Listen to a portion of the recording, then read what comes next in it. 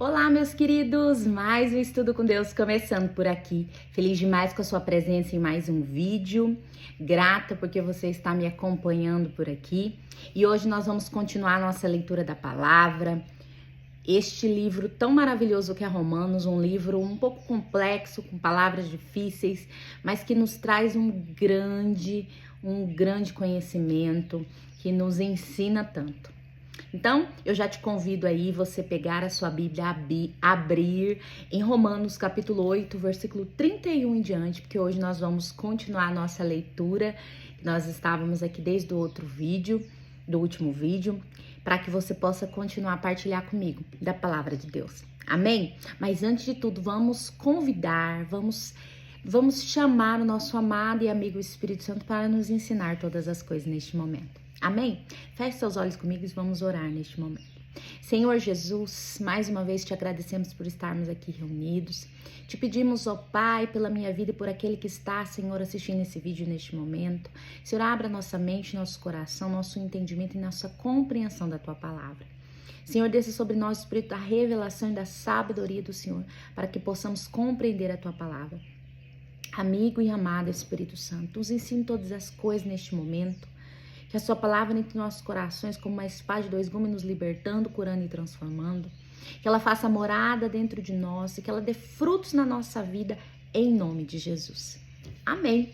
E não se incomode com os barulhos ao redor. Como eu sempre falo aqui, eu moro numa fazenda e todo dia tem um barulho novo. Aí, que você não se incomode, que você consiga prestar atenção aí naquilo que eu estou falando aqui para você. Em nome de Jesus, amém? Vamos começar a nossa leitura, então. Romanos, capítulo 8, versículo 31 em diante, que diz: o que diremos, o título, o amor de Deus. O que diremos, então, a estas coisas? Se Deus é por nós, quem pode ser contra nós? Aquele que não poupou a seu próprio filho, mas o entregou por todos nós, como não nos dará gratuitamente também com ele todas as coisas? Então, aquele que não poupou o seu único filho, santo e perfeito, para morrer por mim, por você, ele não nos dará de graça todas as coisas? É isso que está falando aqui no versículo 32. Continuando no versículo 33. Quem acusará alguma coisa aos escolhidos de Deus? É Deus quem o justifica. Hoje eu quero te lembrar que o seu acusador, ele tem nome, é Satanás. Não é o Espírito Santo que te acusa quando você faz algo ruim, faz algo errado, que sai do caminho do Senhor. É Satanás que vem na sua cara e fica jogando na sua cara aquilo que você está fazendo de errado. Porque o Espírito Santo de Deus, ele é o amor, a bondade, a delicadeza. Ele não fica te acusando, mas o próprio Satanás é o teu acusador. Amém? Só para você se lembrar sempre disso. A hora que você se sentir acusado, você repreende Satanás e diga não. Você cita essa parte, quem acusará alguma coisa aos escolhidos de Deus? Cite a palavra de Deus. Repreende-o.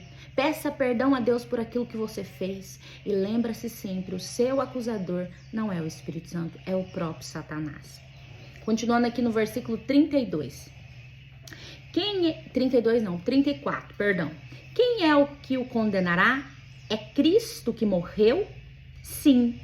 Que foi ressuscitado, o qual está à direita de Deus e também intercede por nós.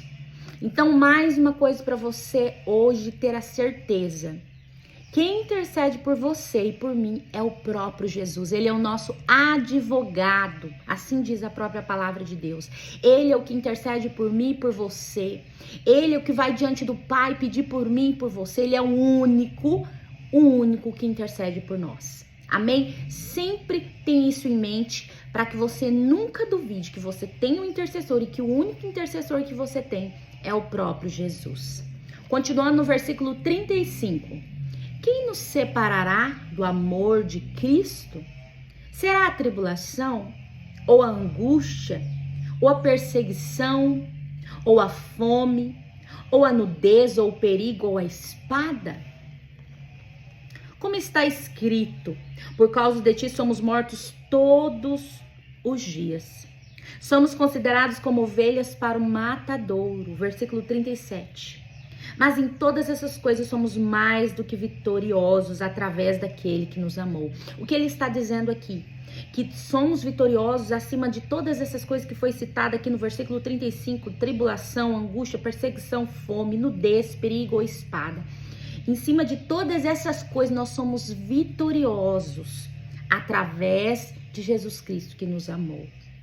Continuando, porque eu estou convencido, versículo 38, de que nem a morte, nem a vida, nem os anjos, nem principados, nem as potestades, nem as coisas do presente, nem as coisas por vir, nem a altura, nem a profundidade, nem alguma outra criatura será capaz de nos separar do amor de Deus que está em Cristo Jesus, nosso Senhor. Então Paulo diz aqui, eu estou convencido, eu tenho a certeza absoluta, eu tenho a convicção que nada nos separará do amor de Cristo Jesus. Por quê? Porque muitas vezes, irmão, nós podemos achar, o nosso acusador vem diante de nós, colocar as nossas falhas e nos fazer achar que o Senhor não pode mais olhar por nós. Nós pensamos, como que Deus vai olhar para mim, eu tão sujo? Eu tão cheio de pecados, eu tão cheio de falhas. E a hora que nós começamos a duvidar do amor do Senhor. E não só duvidar do amor dele, mas muitas vezes duvidar que ele é capaz de nos ver em meio a tanta sujeira. Mas eu quero te dizer hoje que nada do que você fizer, nenhum pecado, você pode matar, você pode roubar, você pode se desviar, você pode sair do caminho do Senhor, você pode rejeitá-lo. Ainda assim ele vai te amar porque ele te amou primeiro. Ele não dependeu do seu amor, do meu amor para nos amar. Ele nos amou até a morte, sem mesmo nós o conhecermos, o reconhecermos ou sabermos quem ele era. Nós fomos amados primeiro, independente das nossas ações, das nossas obras, porque não é por obras, é pela fé. Então, meu irmão, não se esqueça, nada do que você fizer vai te separar do amor de Deus. Ele te ama, independente do que você fizer, é incondicional. É o único amor que não pede nada em troca para ser amado. Ele te ama sem você fazer nada. O que você vê aí no mundo? Pais que te amam se você não errar. Maridos e esposas que se amam quando é agradados, mas Deus não. Deus não precisa que você faça nada, Ele vai te amar do mesmo jeito.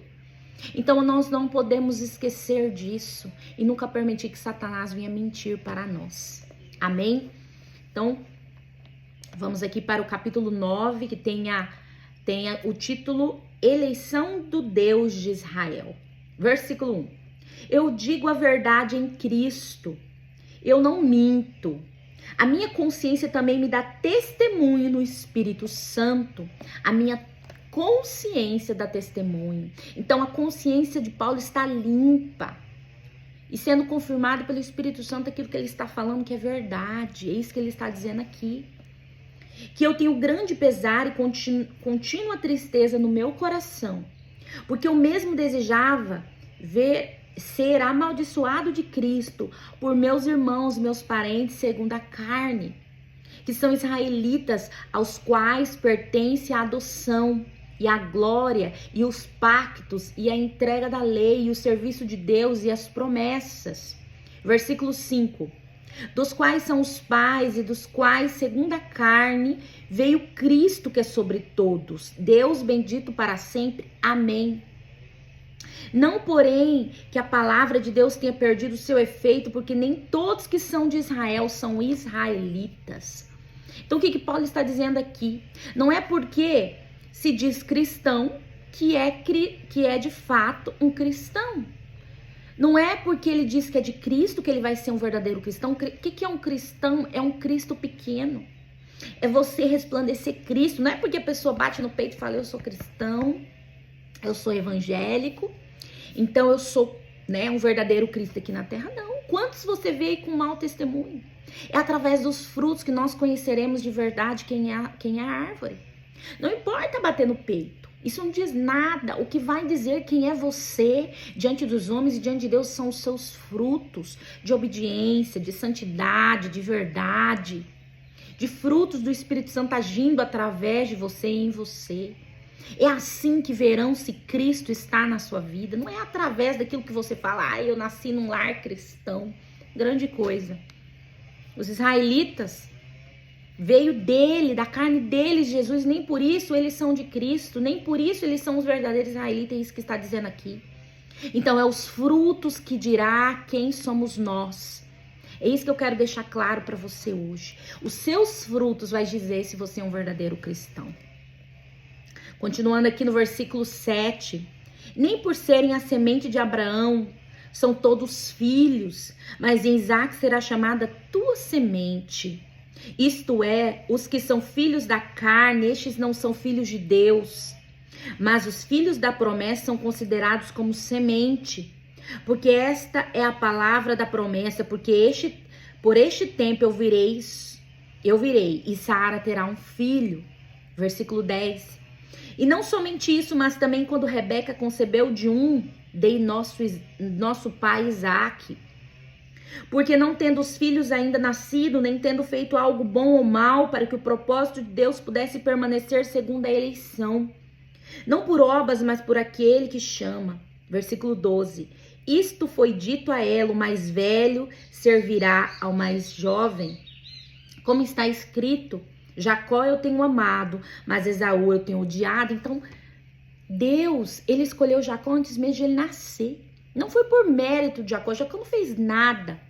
Antes dele nascer foi dito que o mais jovem, que o mais velho serviria ao mais jovem, que no caso era Jacó. Jacó, que era o mais novo, no caso que nasceu depois, porque eles são gêmeos, seria quem seria servido. O mais novo seria servido pelo mais velho que nasceu primeiro, que era Esaú. Porque Deus não escolhe por mérito. Muitas vezes nós olhamos grandes aí pregadores, grandes cantores, né, em nome de Deus, fazendo grandes coisas, nós nos perguntamos por que ele? Por quê? Simplesmente porque Deus escolheu. Ele não fez nada, ele simplesmente foi escolhido antes que o mundo era mundo, antes que ele nascesse para um propósito maior na terra. E simplesmente isso. Então não é nada que possamos fazer que vai mudar muitas vezes aquilo que Deus já estabeleceu. É claro que a salvação é uma escolha. Temos a livre escolha, mas ainda assim o Senhor é soberano sobre todas as coisas. Então nós temos que entender que nunca será pelas nossas obras ou mérito, mas sim é o Senhor que escolhe. Continuando aqui no versículo 14. O que diremos então? Há em Deus injustiça? De forma alguma. Porque ele diz a Moisés, eu terei misericórdia de quem eu tiver misericórdia, eu terei compaixão de quem eu tiver compaixão. Ele está citando aqui Êxodo 33:19, quando Deus fala a Moisés isso. Por quê? Porque o Senhor está dizendo aqui, eu sou soberano, eu escolho de quem terei misericórdia e quem não terei. Continuando aqui, no versículo 16, assim pois não é daquele que quer, nem daquele que corre, mas de Deus que manifesta misericórdia. Então aqui está deixando muito claro, não é porque você corre, não é de quem quer, é simplesmente porque Deus escolheu que fosse assim. É claro que nós temos o livre-arbítrio para escolher obedecer ou não ao Senhor, e a obediência vai nos trazer bênção, mas ainda assim, tudo está no controle das mãos do Senhor. E Ele vai escolher de quem Ele vai ter misericórdia, de quem Ele não terá. Ele é o soberano. Ainda pergunta aqui, Deus por acaso é injusto? De forma alguma, Ele é Deus. Ele é Deus, Ele é o Senhor, Ele nos fez. Continuando aqui no versículo 17.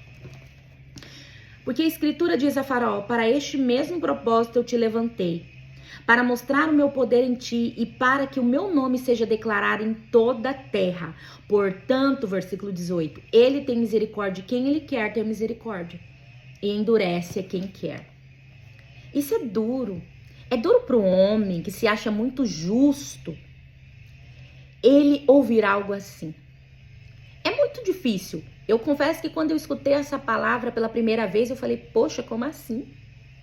Então, muitas vezes você pode fazer e o Senhor não vai te escolher. É claro que com a minha limitação humana, com a minha falta de conhecimento de Deus, eu não compreendia que o Senhor, Ele é justo, Ele é bom, Ele é fiel e Ele sempre vai escolher o que é bom para o ser humano. Mas ainda assim, aqui fala que Ele escolheu o Faraó, Ele o levantou para mostrar o seu poder. Ele escolheu endurecer o coração de Faraó para aquilo se cumprir na vida de Faraó. Mas a gente não sabe as intenções do coração de Faraó. A gente não sabe quem ele era. O Senhor, que é onisciente, onipresente, onipotente, ele conhecia tudo. Ele já sabia lá na frente. Então, muitas vezes nós estamos julgando Deus, querendo nos dar de justos mais do que Deus, sem saber de fato o profundo do coração do ser humano como ele conhece. Então, sim, o Senhor sabe quem Ele escolhe, mas Ele tem um motivo, Ele conhece os corações e as intenções. Nós não sabemos, nós vemos somente o exterior, mas Deus conhece o interior. Ele conhece o interior. Então, nós devemos não julgar Deus, não querer dar um de juízo sobre o que Deus decide ou não. Nós só devemos entender, compreender e aceitar que Deus é Deus e Ele sabe porque Ele faz todas as coisas. E Ele pode, porque Ele é Deus. E pronto. É simples assim, meu irmão. É duro para nós, principalmente pelo orgulho humano, pela justiça própria humana, mas é a verdade. Nós temos que compreender que Deus é Deus. Nós não devemos querer questionar o Senhor. Quem somos nós? Versículo 19. Tu dirás a mim então, porque ele ainda achou culpa, pois quem tem resistido à sua vontade?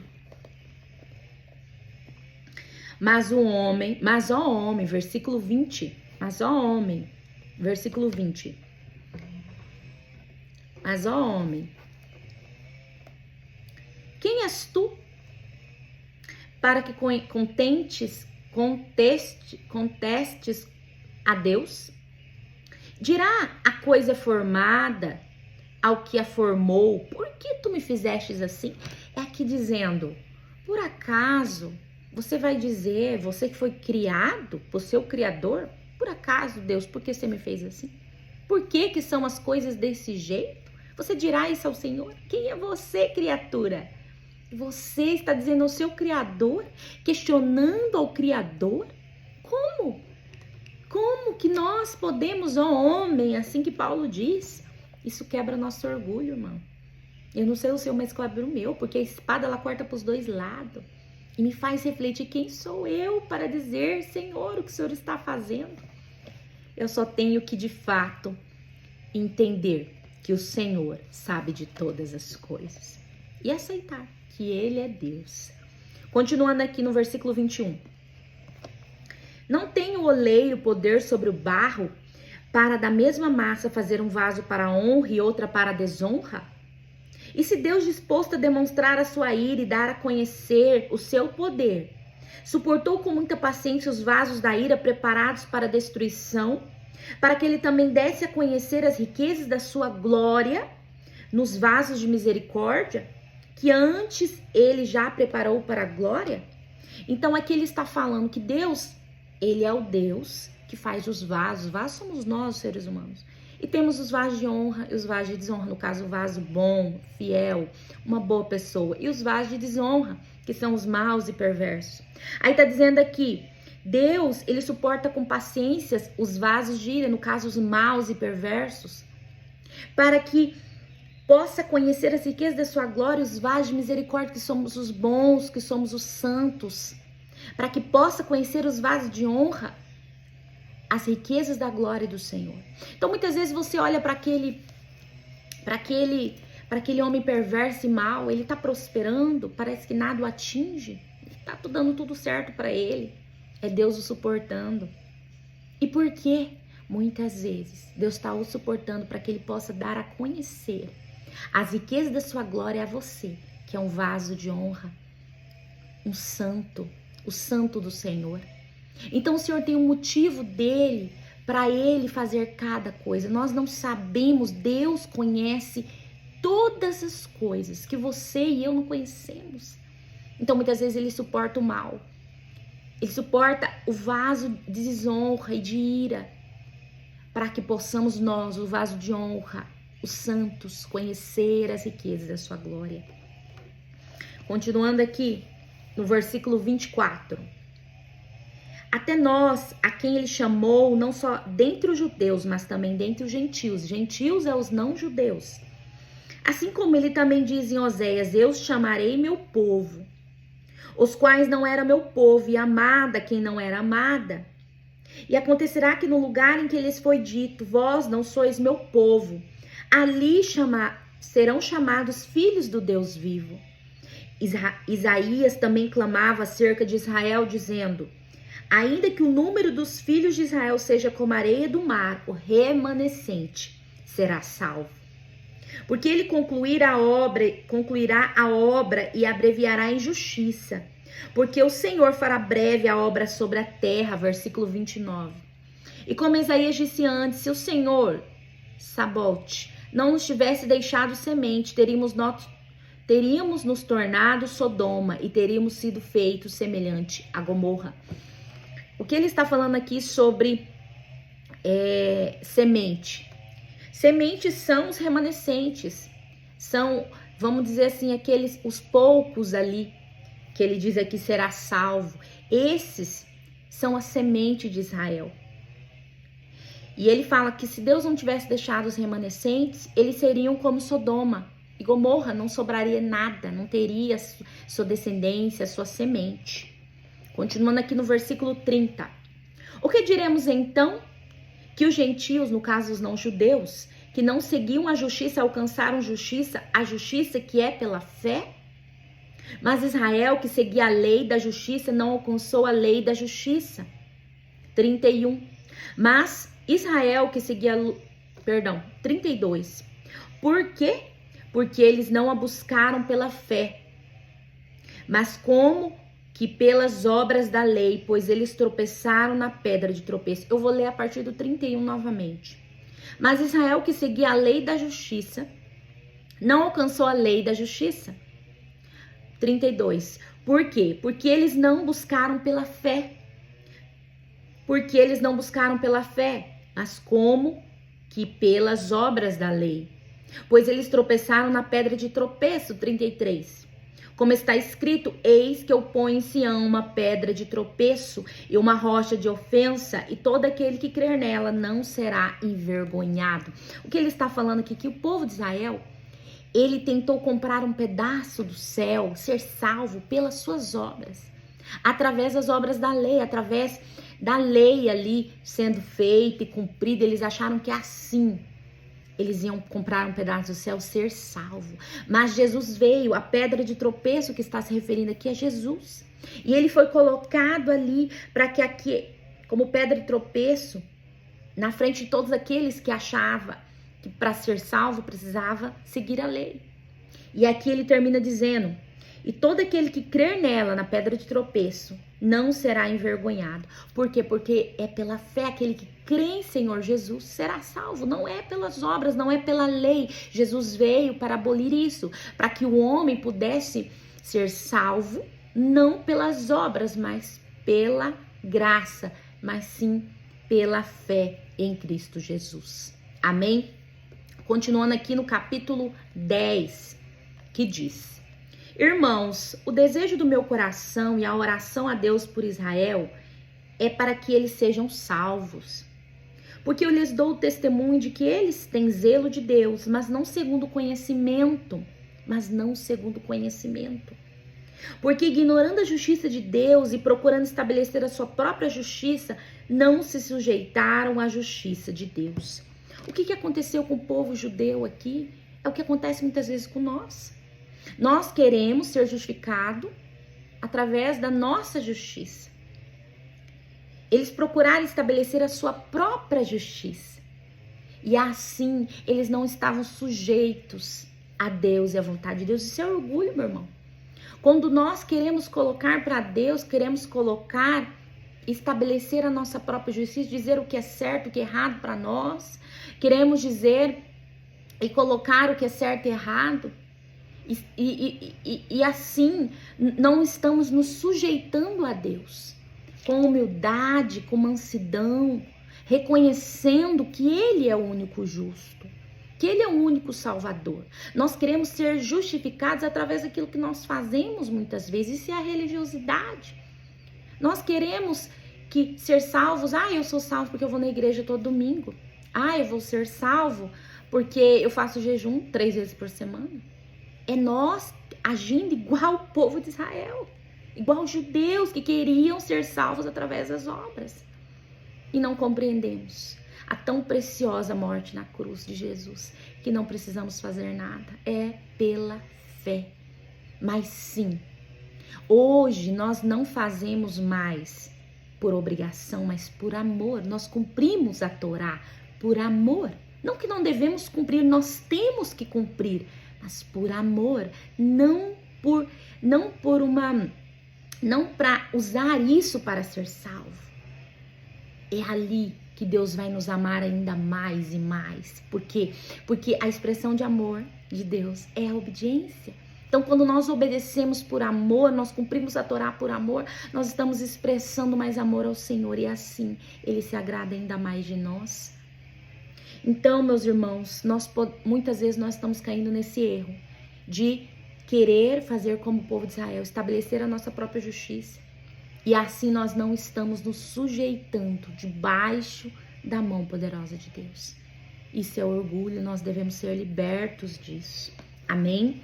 Versículo 4. Porque Cristo é o fim da lei para a justiça de todo aquele que nele crê. Quando diz que Cristo é o fim da lei, ele quer dizer, ele é o que veio para estabelecer a lei, para cumprir a lei. Ele não veio para abolir ela, ele veio para abolir aquela parte que diz que para ser salvo, você precisa cumprir os mandamentos, pelas obras, pelo aquilo que você faz. Ele veio para nos dar a salvação através da fé, sem precisar fazer nada, mas ele não veio para não cumprir, pelo contrário, ele veio para estabelecer e dizer, olha, façam por amor e não para que você ganhe algo de Deus. É isso que Jesus veio, mas não para abolir a lei. Por amor nós cumprimos com seus mandamentos e não para ganhar alguma coisa de Deus. Continuando aqui no versículo 5, porque Moisés escreve a justiça que é pela lei, descreve a justiça que é pela lei. O homem que faz estas coisas viverá por elas. Versículo 6. Mas a justiça que é pela fé diz assim, não digas em teu coração, quem subirá ao céu? Isto é, para fazer Cristo descer. Ou quem descerá ao abismo? Isto é, para fazer Cristo subir dentre os mortos? Mas o que diz? A palavra está junto de ti, na tua boca e no teu coração. Esta é a palavra da fé que nós pregamos. Versículo 9. Se confessares com a tua boca o Senhor Jesus se confessares com a tua boca o Senhor Jesus e creres em teu coração que Deus o ressuscitou dentre os mortos, tu serás salvo, porque com o coração o homem crê para a justiça e com a boca faz confissão para a salvação. Então, quando aceitamos Jesus, fazemos aquela confissão ali, falando em frente a toda a igreja, confessando que Jesus é o nosso Senhor e Salvador. Aqui está falando por que fazemos isso. Porque com o coração nós cremos, mas é com a fé, é pelo aquilo que nós falamos que nós somos salvos. Então nós precisamos confessar com a nossa boca que Jesus é o nosso Senhor, para que possamos ser salvos, mas é com o coração que nós cremos. Então eu paro por aqui e quero dizer a você, se você talvez ainda não confessou Jesus com a sua boca, você está indo na igreja, mas você nunca parou para confessar a Jesus, confesse. Confesse, é importante. Aqui está dizendo por quê. Porque através do nosso coração nós cremos, mas é pela boca, por aquilo que nós falamos é que seremos salvos. Então é importante a confissão. Amém? Irmãos, eu vou parar por aqui. Quero pedir desculpa pelo barulho, pela bagunça aqui atrás. Infelizmente, meus irmãos, eu não tenho um lugar apropriado. Eu faço o melhor que eu posso dentro aqui da minha casa, né? Moro numa fazenda, tenho meus filhos pequenos, enfim. E a obra do Senhor não pode parar, nós temos que continuar fazendo. E é mosquito, é pernilongo, enfim. O importante é que a palavra de Deus seja proclamada. O importante é que você leia comigo, você sinta motivado a ler mais. E é isso que eu desejo para você, meu irmão. Eu quero te pedir carinhosamente que você curta o nosso vídeo, que você comente, porque quando você comenta, se torna mais relevante esse vídeo e ele vai mais para frente. Que você ore por este canal, se ele está te edificando, ore por ele, para que ele possa alcançar mais pessoas. Que você se inscreva, que você ative o sininho, que você se lembre que toda segunda, todo sábado e segunda, temos vídeo aqui. Segunda é à noite, às 8 da noite. E sábado, às 10 da manhã, sempre terá os vídeos aqui. E que você possa ser edificado e motivado a ler a palavra de Deus. Amém? Fica com Deus. Até o próximo vídeo, em nome de Jesus. E até lá!